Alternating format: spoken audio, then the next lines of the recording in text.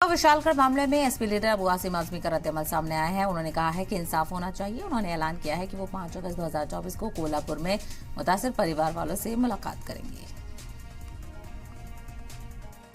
विशालगढ़ में जो हुआ था, मैं समझता हूँ कि वो किसी तरह से भी वो बर्दाश्त के काबिल नहीं है। खुलेआम मस्जिद में घुसना, मस्जिद मंदिर लोगों की आस्था होती है, लोग अपनी जान देते हैं अपने धर्म के लिए। खुलेआम मस्जिद में घुसना और मस्जिद को तोड़ना और गुंबद पे चढ़ करके उसको हथौड़े से तोड़ने की कोशिश करना, मैं समझता हूँ ये फसाद नहीं है, ये टेररिज्म है।